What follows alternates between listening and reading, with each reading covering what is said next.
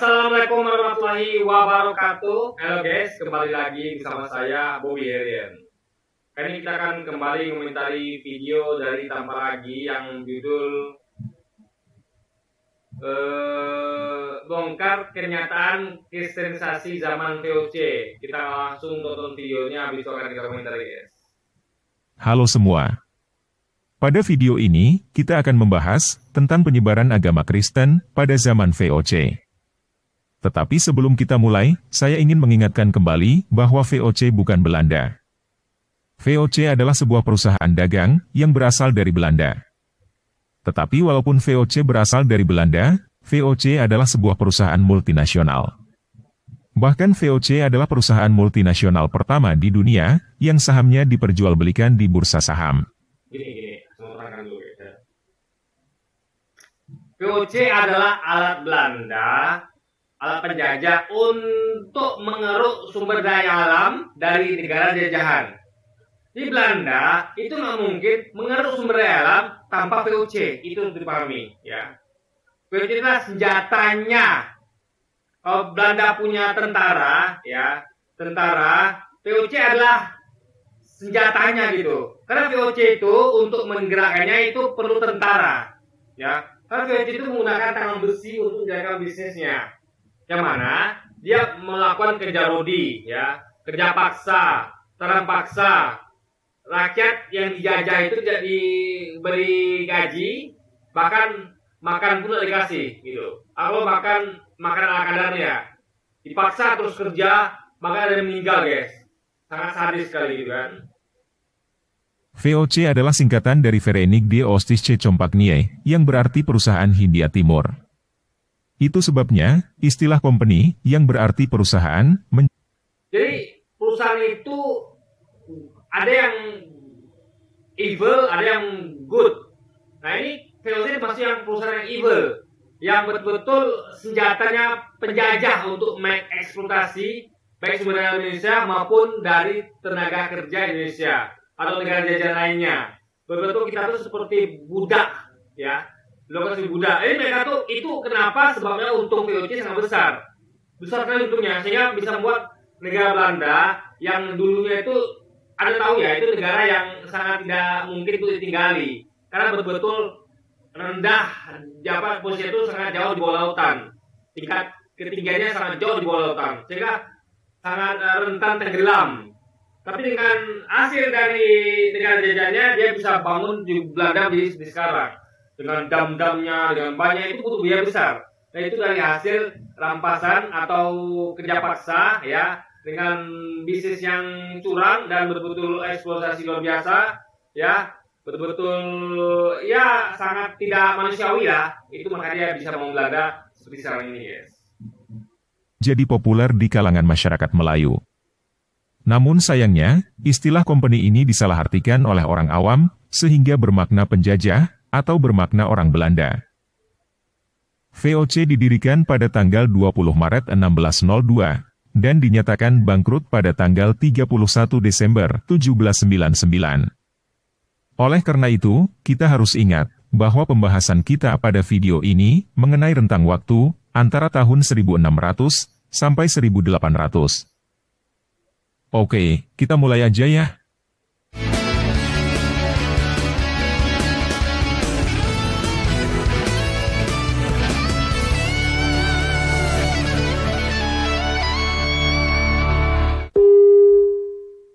Nah, pembahasan ini diambil dari situs historia.id. Judulnya, Umat Protestan dalam Cengkeraman VOC. Nasib umat Protestan selama masa VOC. Dibolehkan membangun tempat ibadah di dalam kota, tapi dibiarkan hidup melarat dan kurang perhatian.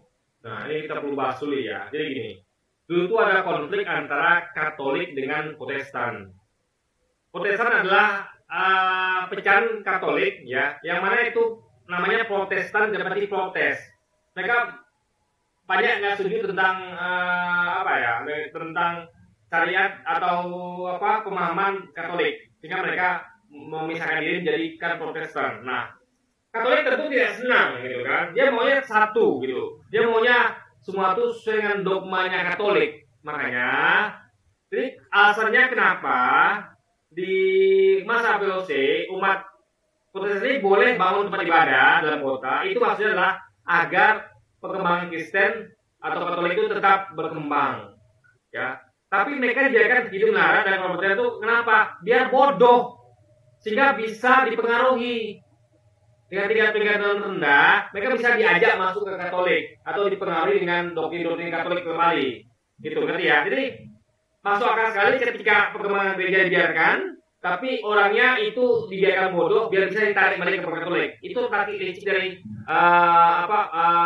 masa VOC ini, guys. Itu dipahami ya.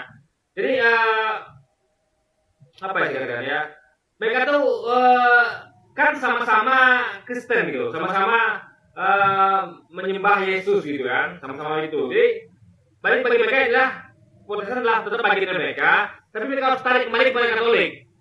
Sehingga untuk ibadahnya bebas, boleh dibangun untuk mempercepat kristenisasi, tapi mereka dibiarkan bodoh biar gampang tarik kembali ke Katolik, guys. Ya, karena meskipun gitu, mereka Protestan lebih baik dibandingkan Islam atau non Kristen, guys, masih lebih baik. Tapi kalau bisa, mereka tuh ditarik kembali ke Katolik gitu kan. Sebuah kapal terdampar di Singapura. Kapal itu baru saja dirompak. Salah seorang penumpangnya, seorang pastor Katolik dari Sarekat Jesuit, sebuah sekte dalam agama Katolik, bernama Aegidius de Abreu, seorang Portugis. Dia dibawa orang-orang Kongsi Dagang Hindia Timur, VOC, ke penjara di Batavia. Di tempat ini, dia sebermula bebas mengunjungi penganut Katolik lain di penjara. De Abreu kemudian membuat misa dan membuka pengakuan dosa di penjara untuk para penganut Katolik. Kegiatan ini ketahuan sipir VOC. Dia diinterogasi dan disiksa hingga meninggal. Orang-orang Belanda memukulnya sampai mati karena ia menerimakan sakramen-sakramen dan berdoa. Catat Adolf Heuken dalam gereja-gereja tua di Jakarta. Gini guys ya, kita lihat bahwa gini, kita ingat awal mulanya kenapa terjadi penjajahan di dunia, yaitu atas inisiasi dari Paus sendiri ya. Paus di Vatikan itu inisiasi untuk membagi dunia menjadi dua wilayah, yaitu timur dan barat. Itu dipelajari di SD ya. Kalau Anda pernah SD atau bahkan lihat secara buku pendidikan sekolah di SD itu seperti itu diajarkan ya. Itu adalah kurikulum kita. Memang diajarkan bahwa itu diinisiasi oleh Paus sendiri gitu kan. Yang mana dunia dibagi menjadi dua bagian dunia, timur untuk dibagi antara Belanda, Portugis dan juga Inggris. Nah, itu misinya itu adalah 3, yaitu goal, gospel, glory. Goal mencari kekayaan, gospel menyebarkan Injil alias kristenisasi, dan glory mencari kejayaan. Jadi itu adalah hal yang nggak bisa dibantah gitu. Udah menjadi tujuan utamanya itu gitu. Sehingga misionasi bisa kemana saja gitu guys. Dengan dibantu oleh di backup oleh Paus sendiri melalui negara-negara yang dilancarkan seperti Belanda, Portugis, Inggris untuk menjajah dunia dari Afrika hingga Amerika. Itu harus dipahami dulu kan. Jadi kalau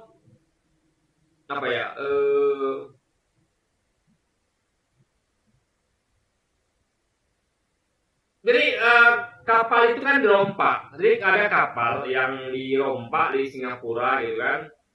Jadi dirompak ini kita berarti oleh yang lain gitu. Nah, ketika dirompak ya kan, tentu ada kemungkinan dia bawa namanya rompak berarti ada harta dalam ini kan, logikanya.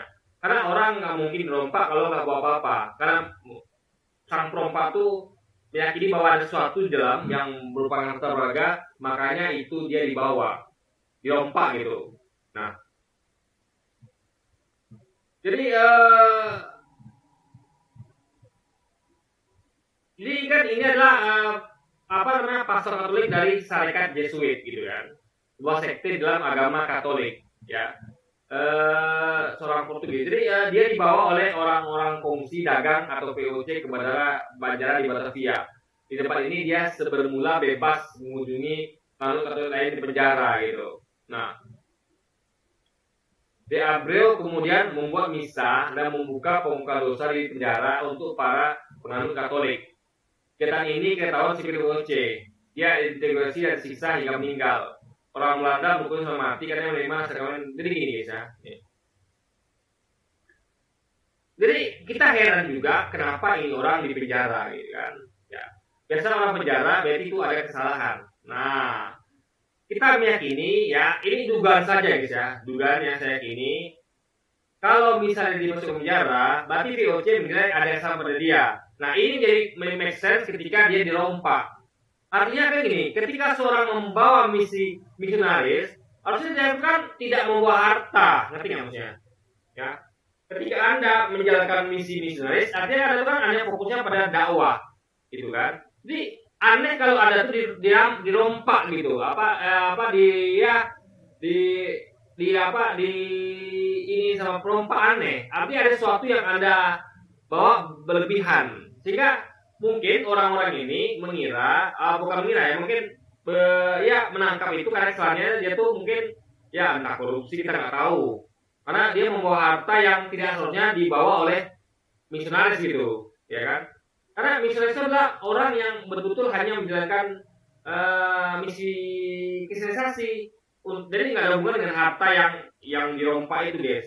Makanya saya menduga ya, ini ada sesuatu yang salah dengan orang ini. Dia di penjara. Jadi ini orang tidak benar secara caranya gitu, ngerti nggak? Bukan dalam hal kristenisasinya, tapi dalam hal kenapa kok dia penjara? Karena dia dirompak itu guys. Artinya dia membawa sesuatu yang bukan bisa jadi bukan miliknya. Dia hasil dari apa gitu, atau mungkin dia tuh menjalankan misi kristenisasi dengan cara tidak baik gitu kan, mungkin bayaran atau bagaimana. Nah jadi ini menjadi logis sehingga jadi penjara gitu. Nah jadi di penjara itu ya kan, di penjara itu kita nggak tahu juga nih kenapa dia terlalu seperti itu. Mungkin juga dia tuh mungkin bisa juga memprovokasi gitu kan, mengajak orang lain untuk melawan, mungkin bisa jadi. Makanya kegiatan itu diketahuan oleh sipil POC. Dia tuh mungkin bukan hanya murni untuk membuat misa gitu kan. Karena kita perlu ketahui bahwa misionaris itu difasilitasi oleh Paus sendiri. Jika ini nggak mungkin terjadi kalau tidak ada apa-apanya gitu kan. Jadi itu dugaan saya guys ya. Apalagi dia sampai diinterogasi dan sisa hingga meninggal. Ini kalau ketahuan Paus bisa marah guys, karena Paus dia menginisiasi para misionaris. Jadi saya yakin ini ada menyimpang dari apa dilakukan gitu kan, yang tidak dibuka di sini gitu guys.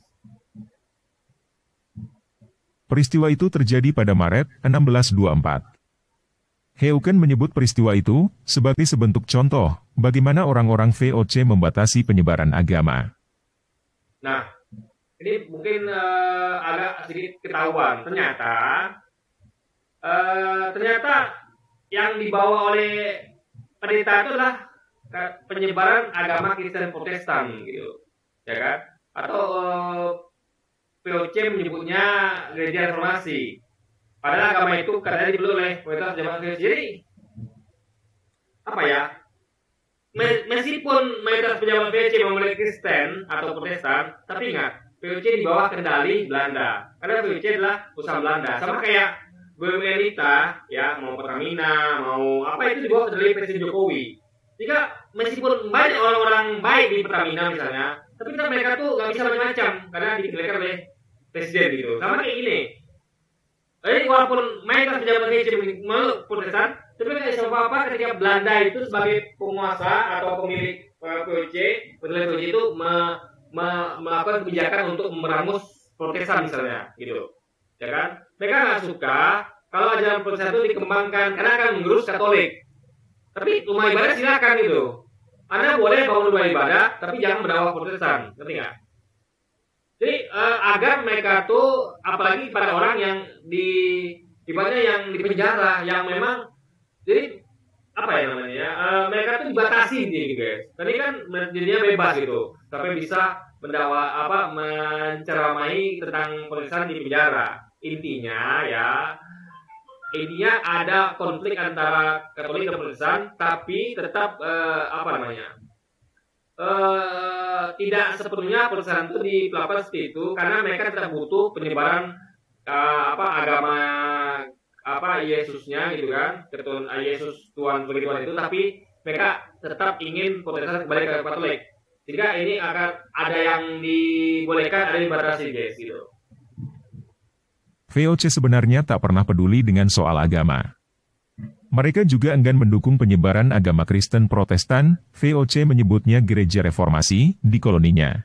Padahal, agama itu dipeluk oleh mayoritas pejabat VOC. Jadi gini ya, kita perlu tahu bahwa VOC gimana itu adalah perusahaan milik Belanda yang punya pemerintah penjajah Belanda, sehingga dia pasti tunduk dengan penjajah Belanda. Itu poinnya ya. Meskipun dia banyak mayoritas studio adalah Protestan, tetap dia bisa macam-macam gitu. Tetap dia harus tunduk kepada penjajah Belanda. Itu logika berpikir, guys. VOC peduli dengan agama, sejauh itu menopang kepentingan bisnis mereka. Uang lebih penting daripada agama, sebut Heuken. Karena itulah, mereka bisa bertindak di luar batas terhadap sesama penganut Kristen, seperti yang dialami oleh De Abreu. Jadi ingat ya, kepentingannya kan adalah bukan hanya uang, tapi agama juga. Tapi mereka akan lihat mana yang lebih menguntungkan gitu. Ketika kepentingan agama, itu tadi mungkin kita nggak tahu kesalahan siapanya apa, mungkin jadi dia tuh karena kapal dirompak, kita meyakini bahwa dia tuh melakukan suatu hal yang salah, mungkin dia tuh korupsi atau apa gitu kan. Nah, itu berarti dia ini tidak menjalankan misi misionaris dengan benar. Jadi kan mereka tuh harus pakai tuh gospel glory, menjaga kekayaan, menyebarkan Injil, harus seimbang porsinya. Jangan gara-gara misionaris mengambil jatah secara ilegal untuk kekayaan, makanya ditindak. Ini mereka tuh mau semuanya tuh jalan berbarengan, guys. Uang, agama tuh dan kerja itu sama pentingnya. Jadi tidak boleh ngambil porsi masing-masing gitu. Tapi kalau ini kan diyakini bahwa si pendeta ini mungkin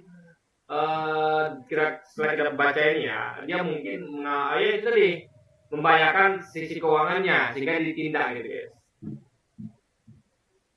Di Batavia, markas besar VOC untuk kawasan timur, penganut gereja reformasi bebas beribadah di dalam tembok kota. Mereka diizinkan membangun gereja. Tapi penganut Kristen lainnya, semisal Lutheran, Remonstran, dan Katolik, tak boleh membangun tempat ibadah di dalam tembok. Begitu pula umat beragama lainnya, seperti Islam, Hindu, dan Buddha. Mereka hanya boleh mendirikan tempat ibadah di luar tembok kota. Meski boleh mendirikan tempat ibadah di dalam tembok kota, kehidupan beragama umat Protestan tetap dalam kuasa penuh VOC. Jadi, VOC ini adalah alat dari penjajah Belanda untuk bagaimana menyebarkan Katolik. Ya. Katolik. Jadi Protestan pun itu tetap menyebarkan Kristen, tapi tetap dikontrol dalam hal dia kembali kepada Katolik pelan-pelan gitu. Makanya tadi sengaja dibatasi biar bodoh gitu, biar gampang doktrin kembali ke Katolik gitu kan. Dewan Gereja, sebuah lembaga penaung umat Protestan, diatur ketat oleh VOC. Pemilihan, pemindahan, dan pengangkatan pendeta harus sepengetahuan VOC. Bahkan di dalam sidang-sidang Dewan Gereja itu pun, utusan politik company hadir. Juga hak diberikan kepada mereka untuk meneliti semua surat menyurat antara pendeta-pendeta di timur dengan rekan mereka di tanah air.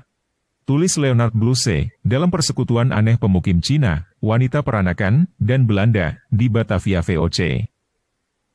Suatu kali, Dewan Gereja pernah ingin melepaskan diri dari campur tangan VOC. Mereka tak memberikan laporan surat menyurat kepada VOC. Karena sikap tersebut, VOC menuduh Dewan Gereja hendak mengambil alih wewenang VOC dalam mengatur koloni. Jadi begini ya, kita tahu bahwa Paus itu memberikan wewenang kepada negara-negara, Belanda, Inggris, Portugis, gitu kan, Prancis mungkin. Nah, tentu karena tangan pertama Paus adalah negara-negara itu, makanya di bawahnya itu, jadi kan misinya 3 itu. Kekayaan, injilisasi, kristenisasi, dan juga kejayaan. Nah itu harus dikontrol oleh negara itu. Jadi karena itu adalah penunjukannya kepada Paus langsung, karena Paus yang menginisiasi, sehingga untuk meninggalkan juga penyimpangan, baik penyimpangan logistik atau uang, ya, duit atau mungkin agama itu sendiri, jika tidak ada nanti penyimpangan misalnya ke Protestan atau yang lainnya gitu, jika dimurnikan di satu kendali yaitu negara-negara itu guys, jika Paus akan gampang mengontrolnya gitu, ya. Karena kalau tidak nanti akan banyak sekte-sekte baru, denominasi baru gitu kan, itu kan berbahaya bagi kelangsungan ke ajaran Katolik gitu. Ya, itu yang harus dipahami gitu kan. Jadi ini adalah untuk ngatur, ini bukan berarti mereka tuh bukan berarti mereka tuh membatasi Kristen, tidak. Mereka mau Kristen Katolik itu berkembang, tapi dengan tetap sesuai maunya mereka gitu, nggak ngasal-asalan gitu guys, ya kan. Bluse mengungkapkan bahwa VOC mencoba mendominasi seluruh bidang kehidupan. Militer, politik, ekonomi, keluarga, pendidikan, dan agama. Dominasi itu untuk menjamin kepentingan VOC berjalan lancar. Ketika ada sikap-sikap dari Dewan Gereja yang menampakkan pembelotan, VOC segera bertindak keras kepada Dewan Gereja. Secara umum, VOC mengupayakan sikap netral terhadap perkembangan agama. Mereka menolak setiap usaha penyebaran agama secara bebas. Jika seseorang ketahuan menyebarkan agama tanpa izin, VOC tak segan menindaknya. Penangkapan, penyiksaan, dan pemenjaraan bisa dilakukan oleh VOC. Kebanyakan hal itu menimpa para pastor Katolik. Permusuhan VOC terhadap penganut Katolik bukan berpangkal dari ajarannya, melainkan dari situasi politik dan ekonomi saat itu. Hampir semua penganut Katolik merupakan orang Portugis atau bekas budak Portugis. Saat bersamaan, Portugis adalah salah satu saingan dagang VOC dalam memperluas ekspansinya di Hindia Timur. Karena itulah, sentimen terhadap penganut Katolik lebih berhulu dari politik dan ekonomi. Nah, ini saya petakan, artinya ada konflik yang mana ini mereka tuh ingin bahwa ini adalah satu kesatuan, yaitu kekayaan, misionaris dan kejayaan. Kejayaan diwakili oleh politik, ekonomi mewakili kekayaan.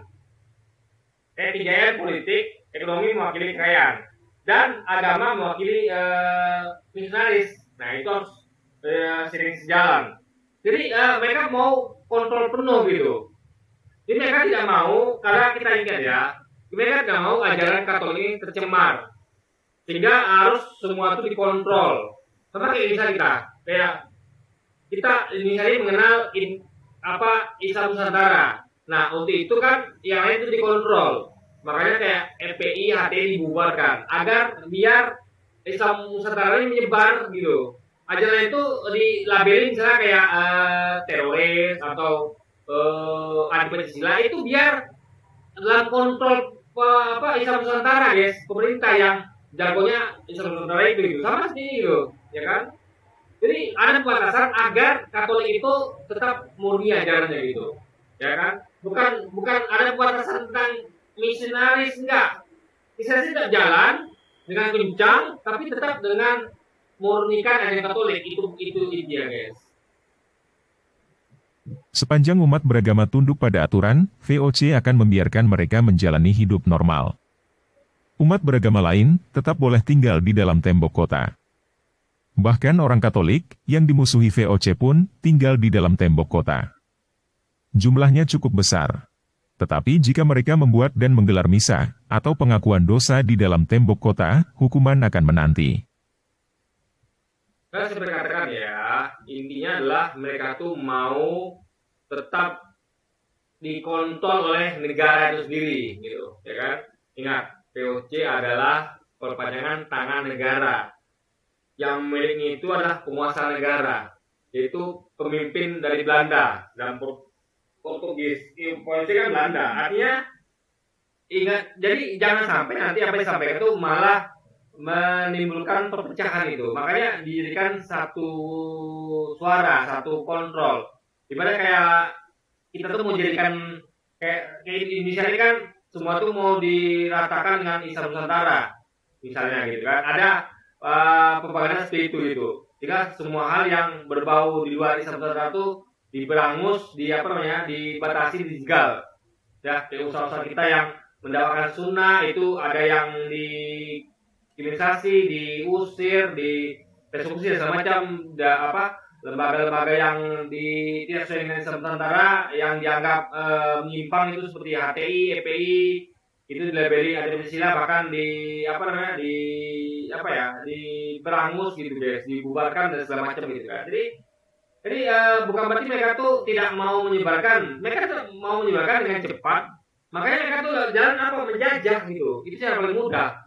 Menjajah itu adalah pintu untuk memudahkan menyebarkan agama, politik dan juga mencari kekayaan gitu, dengan mengurus budaya alam. Cuman sekali lagi iman bisa dibeli, itu yang mereka lupa. Iman bisa dibeli, sehingga mereka gagal untuk menggeserkan Indonesia. Bukan karena apa? Bukan karena mereka tidak mau, mereka membuktikan gitu kan. Cuman mereka lupa kalau iman gak bisa dibeli guys. Orang-orang Katolik menghindari tekanan VOC dengan membuat gereja bawah tanah. Mereka beribadah secara sembunyi-sembunyi di dalam kota. Tetapi lama-kelamaan, gerakan ini tercium oleh VOC, sehingga ditumpas. Pastor-pastornya dijatuhi hukuman mati. Terhadap umat Protestan pun, dukungan VOC sangat terbatas. Tak ada minat dari VOC untuk mendukung penyebaran Protestan dan memperbaiki derajat ekonomi atau kualitas hidup umat Protestan di Batavia. Ya karena fokusnya ke Katolik, itu intinya guys. Jika kalau mereka dibuat bodoh, bisa gampang dari kembali ke Katolik gitu kan.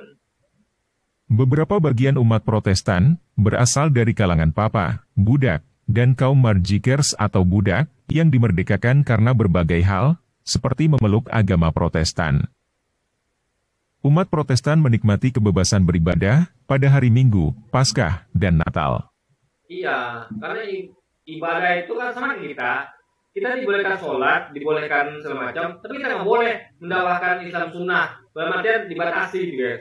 Ya, Islam yang kita gembur-gemburkan itu, ya kita gaungkan itu kayak tentang khilafah itu diberangus gitu, sama seperti ini gitu. Kita boleh sholat, boleh ke masjid, tapi tidak boleh mendakwakan sesuatu yang pemerintah anggap itu bertentangan dengan misalnya Islam Nusantara gitu kan. Tetapi pengunjung gereja terus menurun. VOC tak memperhatikan kualitas guru agama dan pendeta Protestan. Sudah lama, VOC terlalu sering memindahkan pendeta dan pengunjung orang sakit tanpa memedulikan umat-umat setempat. Ungkap Heuken. Akibatnya, banyak orang Protestan jauh dari gereja dan ajaran Kristiani. Iya, sehingga mereka gampang tarik balik ke Katolik gitu kan. Ibadat dan tingkah laku semakin merosot karena orang beriman bersikap masa bodoh. Ini nggak heran, karena memang yang inisiasi adalah paus dari Vatikan yang berpaham Katolik. Jadi itu bukan suatu hal yang tidak masuk akal. Ini masuk akal sekali gitu kan. Bodoh terhadap iman dan umat mereka. Lanjut Heuken. Hidup keseharian sejumlah umat Protestan pun seringkali sulit. Karena itulah, mereka bergantung kepada lembaga amal yang didirikan oleh sesama umat Protestan. Seperti diakoni, Armenhuis atau Rumah Papa, dan Weishuis atau Rumah Yatim Piatu. Suasana kontras tampak dalam hidup pejabat VOC. Mereka berbusana mewah dan bergelimang harta. Dewan Gereja menyoroti perilaku ini dan meminta VOC untuk turun tangan memperbaiki kualitas umat Protestan di dalam tembok kota. Tetapi seruan itu diabaikan. VOC tetap Ini adalah tarik-menarik antara Katolik dengan Protestan gitu. Ya, misi mereka kan misionaris, menyebabkan Katolik terutama gitu kan. Sehingga yang Protestan itu harus dibawa kembali ke Katolik gitu. Maka mereka tuh tetap dibiarkan ibadah tapi dibatasi, dan mereka itu dibuat bodoh sehingga mereka gampang tarik kembali ke Katolik guys. Pertahankan status istimewa Protestan sebagai satu-satunya umat yang boleh mendirikan tempat ibadah di tembok kota.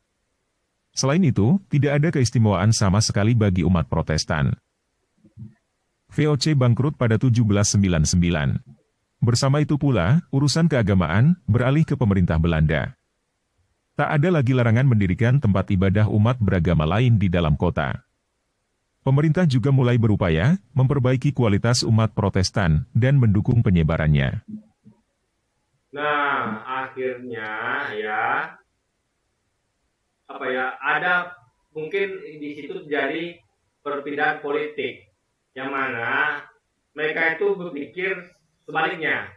Daripada kita tuh fokus Katolik, dan mungkin mereka lihat ya sama jeda tentang waktu sahabat itu kayaknya Kristen nggak berkembang di Indonesia, Katolik nggak berkembang, susah.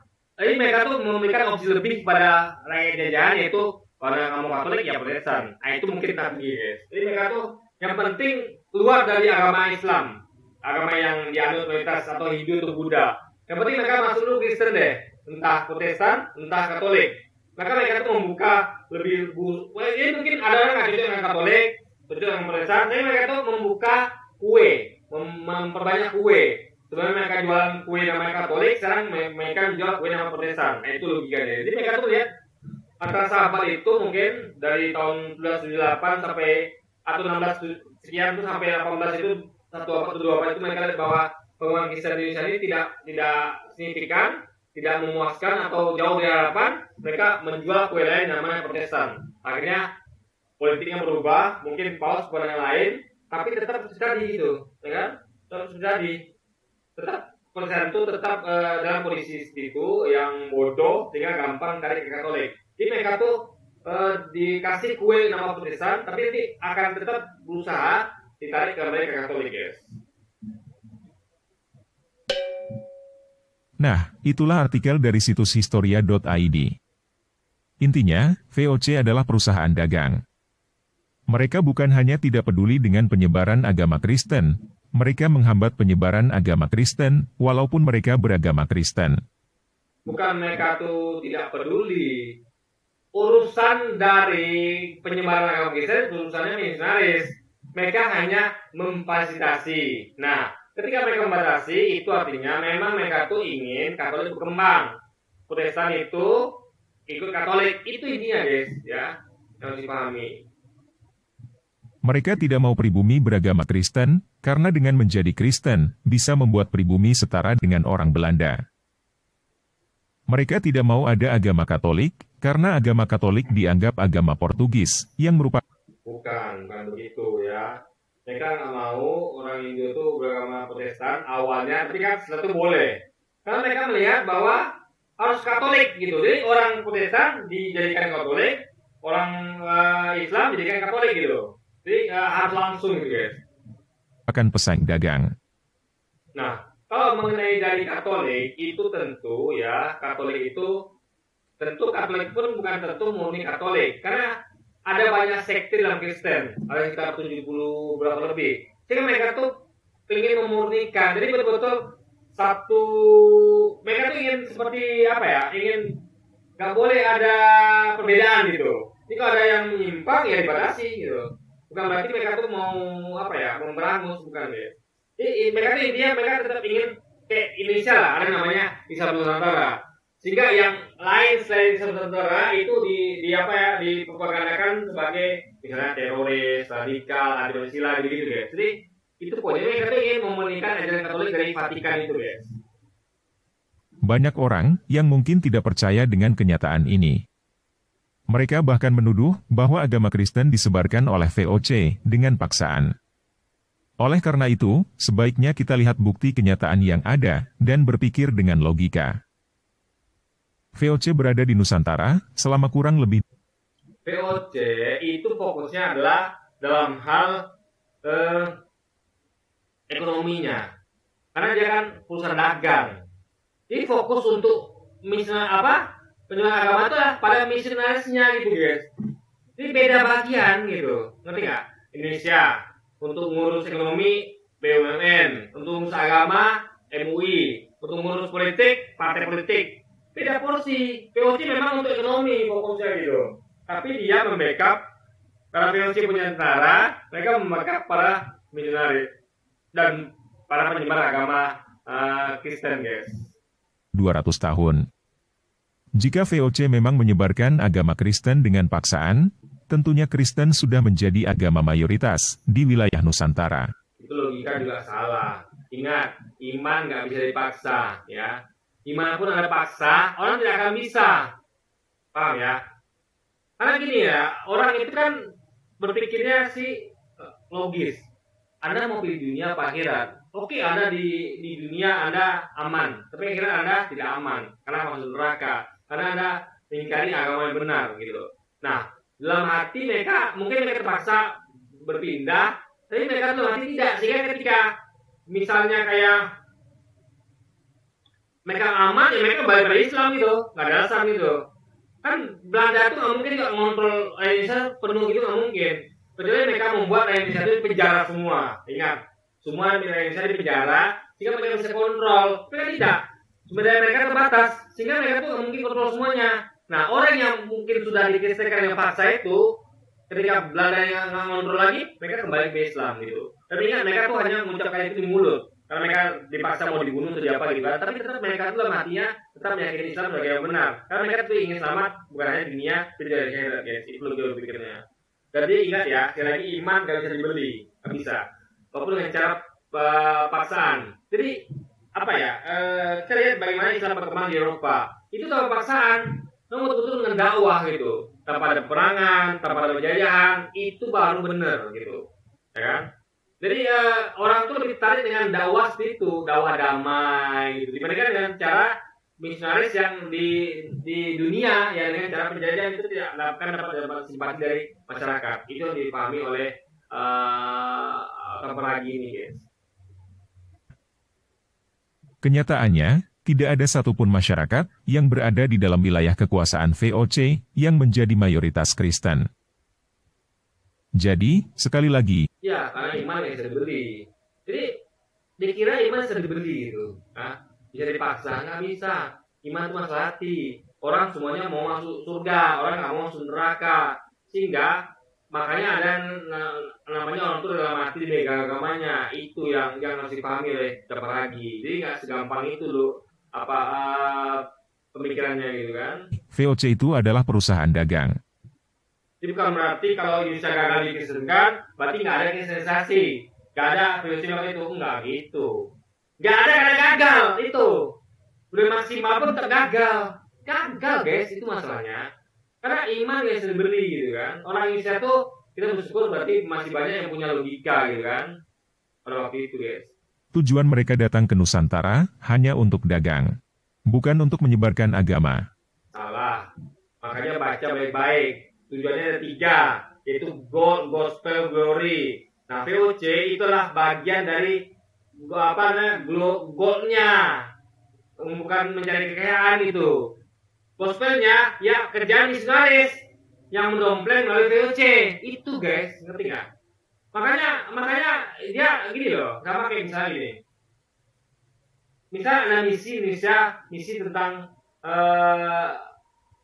dakwah agama. Itu dikerjakan oleh lembaga agama. Nah, BUMN itu adalah untuk memfasilitasi. Misalnya, ya, menyiapkan pasukan. Kalau misalnya pendakwah itu mau ke pedalaman, nah itu dibantu dengan backup pasukan. Biar kalau ada apa-apa, ya mereka itu bisa aman gitu. Bahkan kalau bisa untuk senjata untuk intimidasi, gitu guys. Cuman ya itu tadi, ya iman bisa dibeli, ya. Gimana pun ada berusaha, kalau orang tuh nggak percaya aja gitu guys. Oke, sekian video kali ini. Kalau kamu merasa video ini bermanfaat, silakan bagikan video ini sebanyak-banyaknya. Jadi kita pahami ya, ada bagian-bagian dalam misi-misi itu. Goal itu bagiannya VOC, tapi tetap tidak bisa dilepaskan dari misionaris gitu, mereka misionaris gitu. Karena misionaris itu kan nggak punya tentara, yang punya tentara adalah VOC dan pemerintah, sehingga bisa dapat backup dari VOC gitu.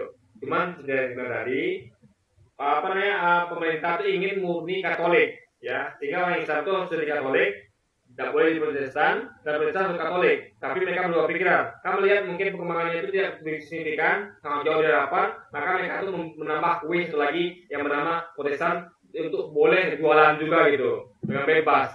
Sehingga ya kalau orang masuk Katolik ya sudah masuk Protestan dulu deh, nanti baru tarik Katolik gitu. Jadi yang penting mereka tuh keluar dari Islam dari itu, keluar dari hidup Buddha gitu guys, itu lebih pikirnya. Terima kasih, Yesus Kristus memberkati kita semua. Nih musik, untung aja kan, ini bahaya guys, kita komplain gitu. Oke, ini mungkin sekian dulu aja video kita kali ini dan sampai jumpa lagi di video selanjutnya. Wassalamualaikum warahmatullahi wabarakatuh guys.